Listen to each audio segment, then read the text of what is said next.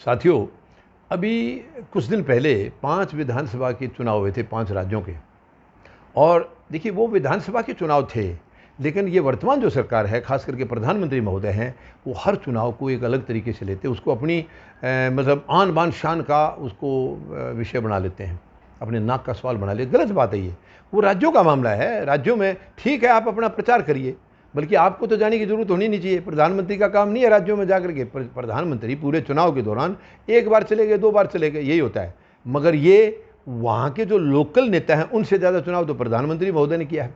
उनसे तो साफ साफ ऐसे लग रहा था कि अगर ये बंगाल में चुनाव जीत जाते तो शायद प्रधानमंत्री यहाँ से, केंद्र से प्रधानमंत्री पद से इस्तीफा दे करके शायद बंगाल के मुख्यमंत्री बनना चाह रहे थे।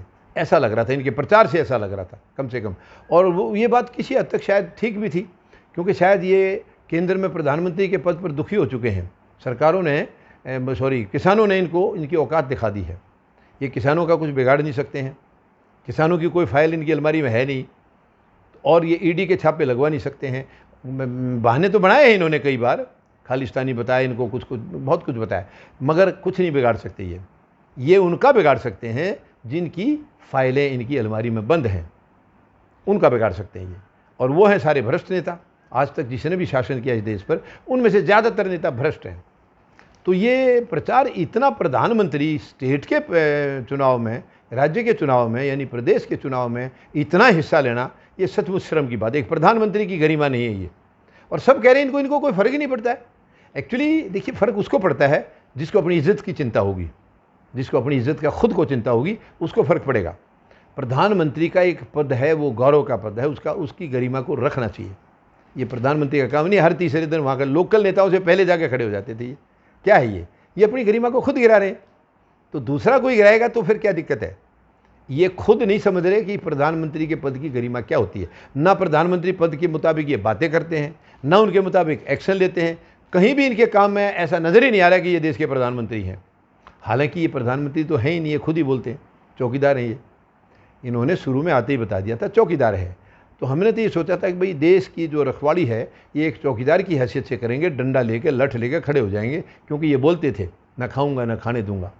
तो हम ये समझे थे बहुत ही अच्छा प्रधानमंत्री है, ये लठ लेके और देश के आगे खड़ा रहेगा, किसी लुटेरे को आने नहीं देगा। अब हमें क्या पता था ये लूट कर ही देते रहेंगे, यानी चौकीदार खुद लूट के दे देगा।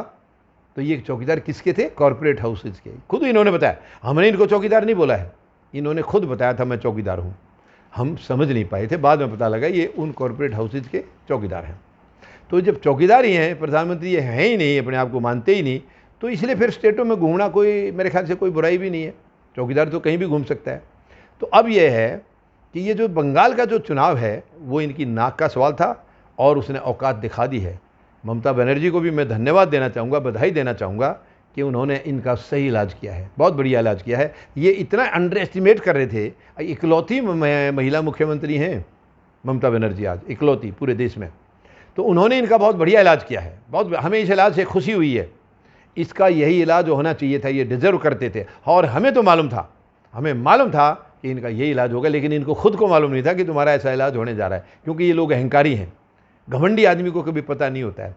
और अब अगर मैं ये कहूँ कि इसके बाद हो सकता है इसका असर केंद्र के ऊपर पड़ेगा ज़बरदस्त। बंगाल की हार का केंद्र के ऊपर भी असर पड़ेगा।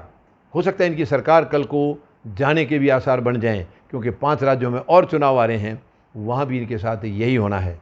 ये इनके उत्तर प्रदेश के जो हीरो मुख्यमंत्री हैं वो कहीं नज़र नहीं आएंगे, कहीं नज़र नहीं आएंगे। 5 राज्यों में जो चुनाव होने वाले हैं ये कहीं भी नहीं आ रहे हैं, कहीं नहीं आएंगे। तो मुझे लगता है उसके बाद शायद ये खुद ही छोड़ के भाग जाएं, बिस्तर उठा के खुद भाग जाएंगे। अगर नहीं भागेंगे तो किसान तो तैयार हैं इनको भगाने के लिए। तो ये सचमुच ये बंगाल चुनाव से लग रहा है, ऐसे आसार कुछ ऐसे बन रहे हैं, सरकार की शायद अंत की शुरुआत हो गई है।